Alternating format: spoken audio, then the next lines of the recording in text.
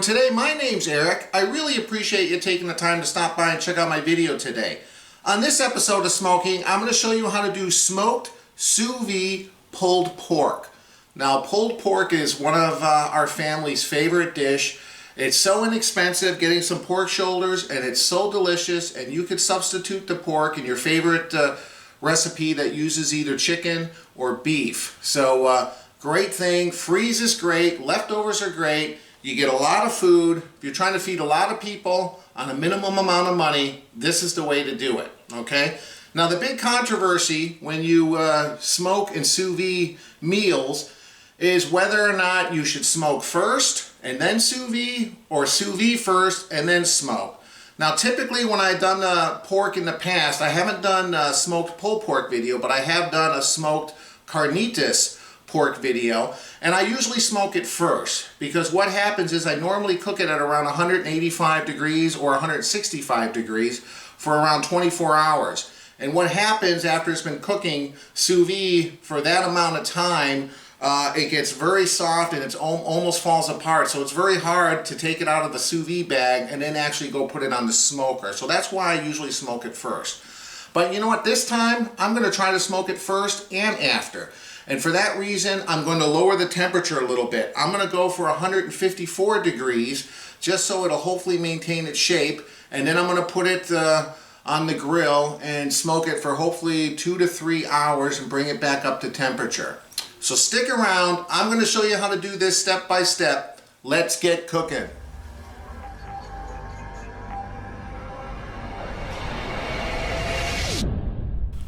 So the first thing you want to do is take it out of the package, rinse it off nice with cold water. Now, if you have the time, and I don't have the time, you could dry brine these overnight with a nice dose of salt. You just want to make sure whatever rub you apply the next day before you cook it doesn't have a lot of salt on it, because you might overdo it. I have Weber's honey garlic rub, and that does have salt in it, so I'm not dry brining it first. Now, some people like to lather this in yellow mustard and apply the rub. I don't really think it's necessary, especially after you just rinsed them off. You can see there's quite a lot of moisture. So all you're going to do now is just to season it really nice with whatever your favorite rub is. I'm using, like I said, the Weber honey and mustard rub. This is one of our family favorite rubs. All right, as you can see, I have them seasoned with the rub on both sides. Now, you can smoke this initially on whatever kind of smoker you have. In my experience, when I've done carnitas, the best way to smoke this is in my pit barrel cooker. So I already inserted the hooks here, so these things can hang from the rebarb and smoke in my pit barrel cooker. It's probably going to be on there anywhere from 2 to 3 hours. All I'm really looking to do is to put a nice crust on here. So what I'm going to do is go put this tray in the refrigerator. We want to keep this nice and cold because the smoke's going to adhere to the meat better when it's cold. And in the meantime, I'm going to go outside, fire up my pit barrel cooker. We'll be back in a second. All right, I got both pork butts hanging from hooks here. The fire's going nice. I have one big piece of hickory wood and a couple small pieces of apple wood I'm going to put on here to give it a little bit of a smoky flavor. I'm not even going to put a temperature probe in this. I don't really need to. My only goal here is to get a nice little smoky bark on it, okay? So that's it. Got the wood on there. We'll put the lid on there. I'll come back in around an hour, check them, stir the coals if necessary. All right, it's been just over an hour, around 70 minutes. Let's take a look here, see what's going on. The only thing when you're using the pit barrel is you gotta stir the coals once in a while, because it looks like there are some coals that were extinguished with the juices dripping off. So I'll move some, looks like we got plenty of hot coals on this side. I'm gonna move some of the hot coals from one side over to the other.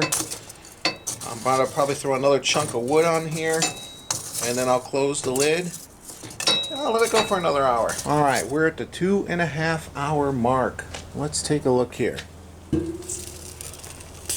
Oh, okay, I think these are ready to come off. They're nice and dark. Let's take a look, because I know so many people are going to ask me, what temperature did you pull it?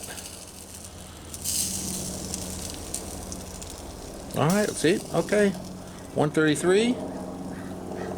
Still well below our sous vide temperature, so we're fine. Let's see this one.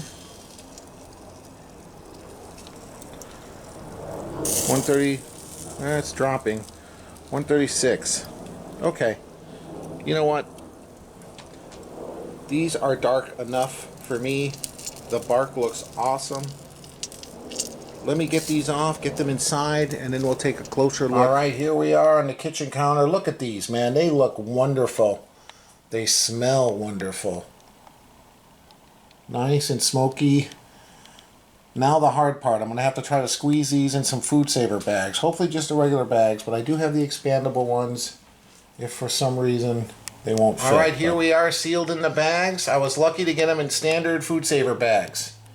Now the next step is to see if I can get them in my standard sous vide container or if I have to get out the big one. All right, it took a little bit of work, a little bit of maneuvering, but I got both of them in my regular container, which I'm glad. I do have a bigger container that I bought when I did a full packer brisket, but for less stress on my machine, I was hoping to get both of them in here, and I did manage. I just had to put them kind of on their sides. I put a rack on top, and then I have these little sous vide balls to kind of prevent the water evaporation. Now I'm cooking it at 154 degrees for 24 hours. You can go anywhere from 18 hours minimum to a full 24 hours. So once you hit 18 hours, you know, if you want to eat sooner, by all means take it off. If you're looking for a more consistency like your normal shredded pork, I would do either 165 or 185. 185 is kind of like traditional pork. 165 is also going to give you shreddable pork, and it's going to be a lot more juicy. So I would probably recommend 165. This is the first time I'm trying 154, but then I'm going to finish it off smoking it for a few hours. So we'll see how it goes. I heard this is also a good temperature. Maintain a lot of the juiciness, but still have a nice shreddable pork. So the hard work is done. The smoke has been done for today. They've been sealed in the bags. I'm waiting till this hits 154 degrees. I'm setting it for 24 hours, and then I'm going to go enjoy the rest of my day. And I'll meet up with you guys tomorrow when we're ready to take these out and finish them with a few hours of smoke. Welcome back, everyone. It's the next day.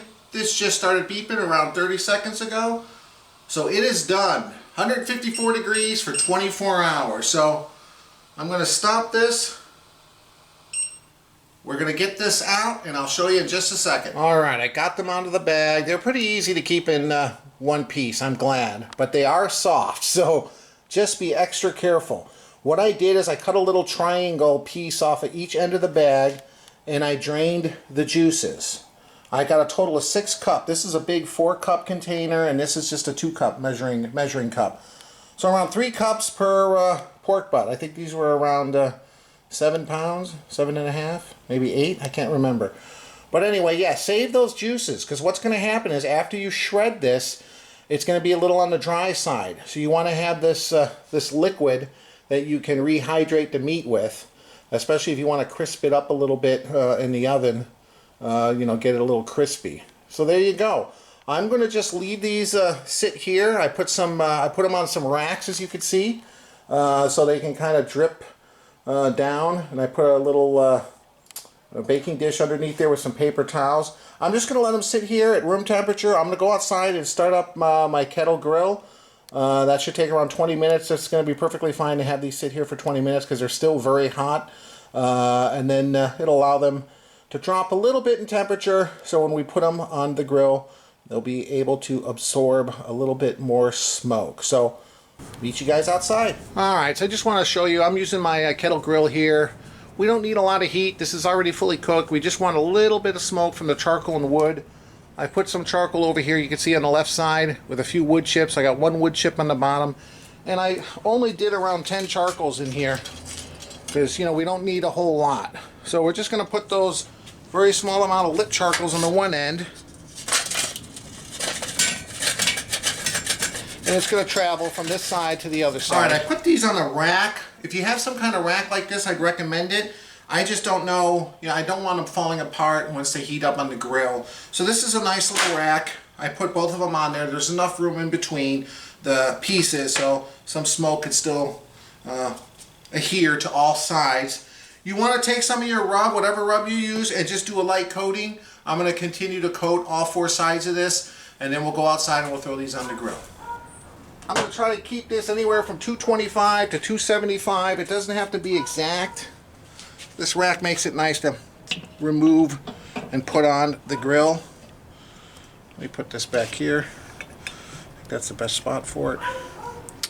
And what I'm going to do here is I got a couple, I'm just, you know, I know people are going to be asking me. So I'm going to stick a temperature probe. Yeah, let's just go straight down in the center here. Just to get a good reading. These are already fully cooked, but I don't want to, you know, cook them too much. All right, I'm going to start the timer here. I'm guessing I'm going to probably keep these on an hour to 2 hours, maybe an hour and a half. I'm not really sure. I'm just going to try to get a little bit more smoke on them. They are already fully cooked. You can see one of them's reading 137 and the other one's reading 143. I set the alarm for 165. I'm kind of curious how long it'll take to get up to that temperature. It's already fully cooked, but it's certainly not going to hurt it to bring it up to 165. It's just going to make sure it's nice and warm and a little bit easier, I think, for me to shred as well, because that's the temperature I normally cook smoked pulled pork to. So there we go. I'm going to go inside and have a beer, and we'll check on this later on. All right, while we wait for our smoked pulled pork, beer review time. Stone Delicious IPA, crafted to reduce gluten. A citrusy Indian Pale Ale with lemon drop and El Dorado hops. Very interesting. And this is my son Kyle. Say hi. Hi. And he's going to be trying something very unique. I don't even know how to pronounce this. This is some kind of Japanese pineapple flavored soda. Japanese scroll. And it's got some weird thing. I think there's like a little marble or something up here on the top that pops down. I'm not quite sure. But we'll get it open and we'll try this out. If there was a marble, how in the world would I drink it?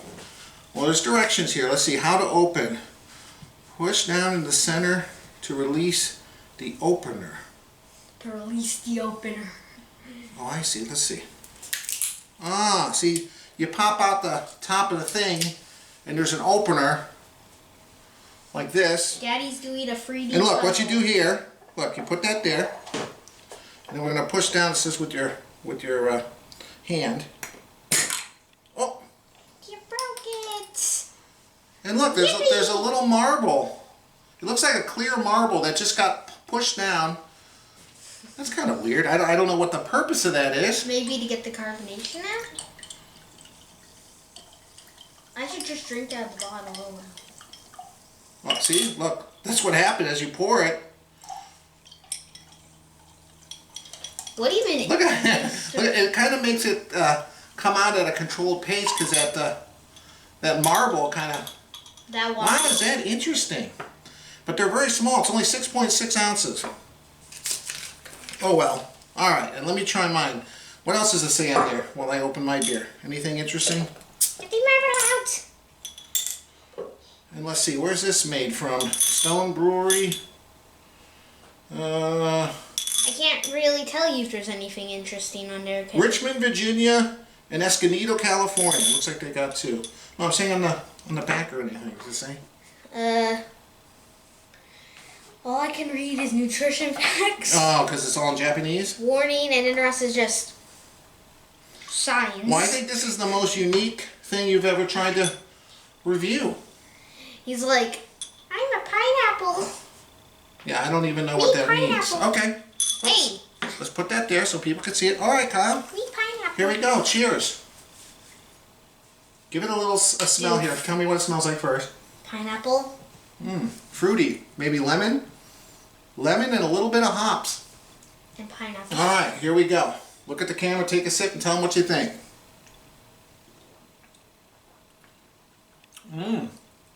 Fruity.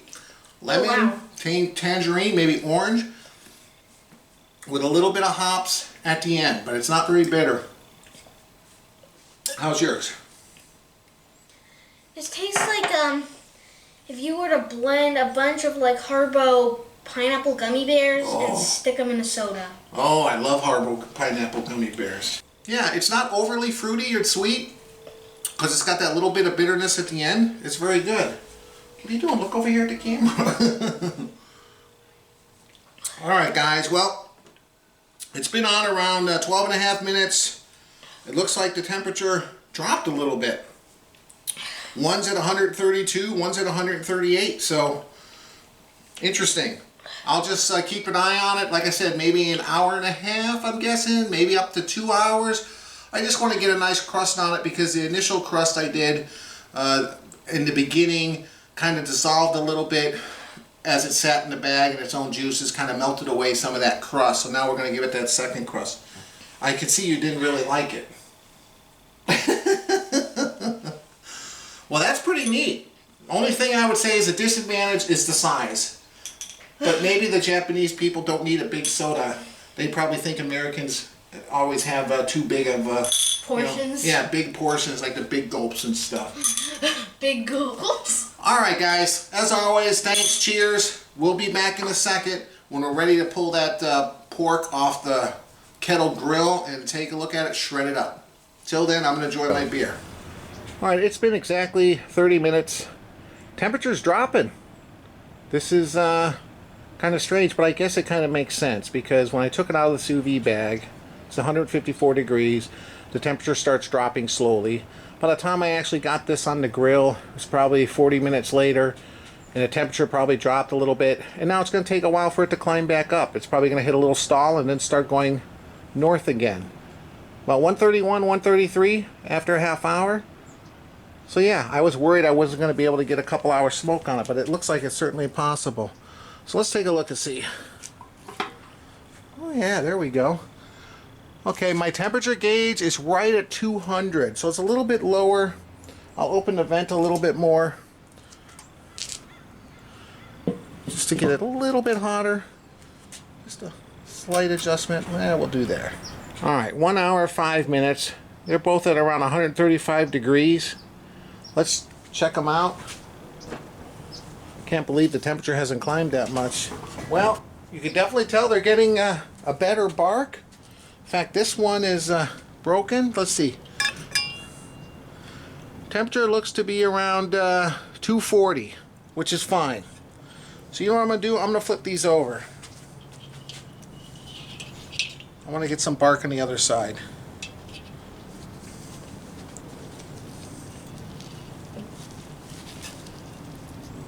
There we go. You can see they're still maintaining their shape pretty well. All right. Perfect.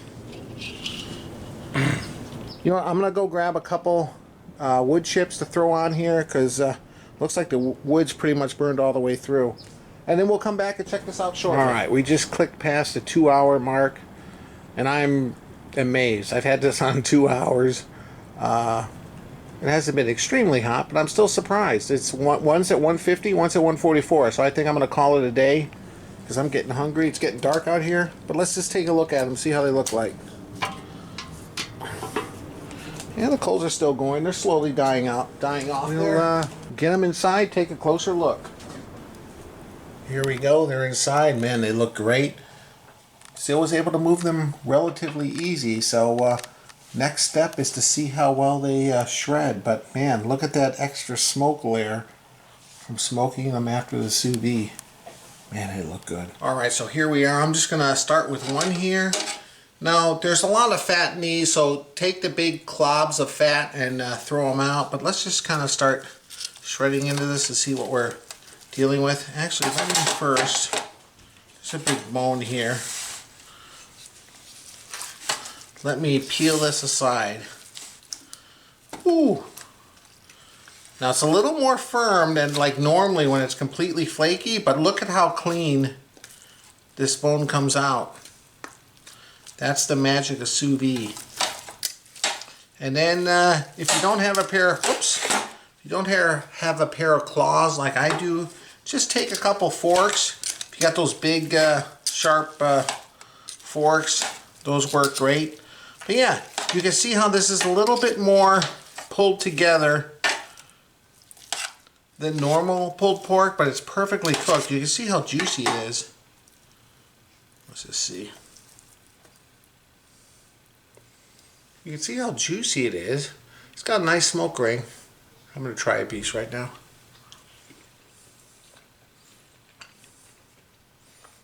Oh man. Wow. Mmm. It is so juicy. Oh man. Good smoke flavor. I'm going to go ahead and start shredding this. Look at this. And then, like I said, those big globs of fat, you want to go ahead and separate them. But I'll continue to shred these. We'll be back in 1 second. So here you go. I shredded this up. Man, this is so delicious. I've already sampled some. You can see the nice smoke ring.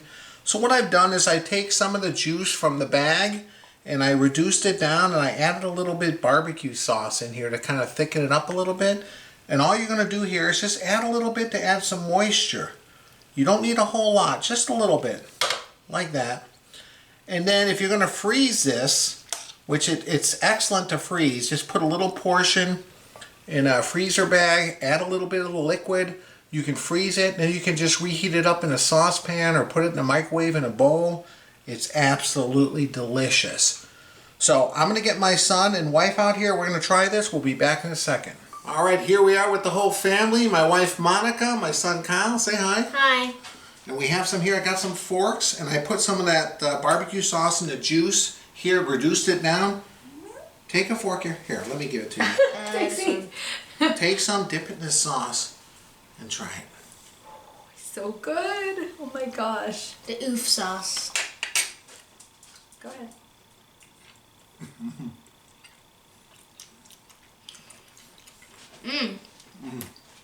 I won't even say anything.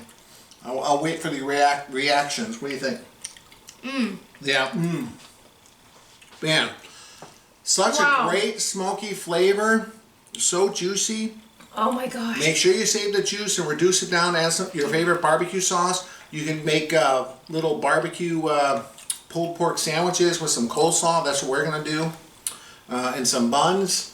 Oh, and like I said, you can mix this meat with whatever you want. You know, you can put it in lasagna, in some kind of stew, anything you would use beef and chicken in, and it freezes as great as well. So definitely, man. I think this is your best batch.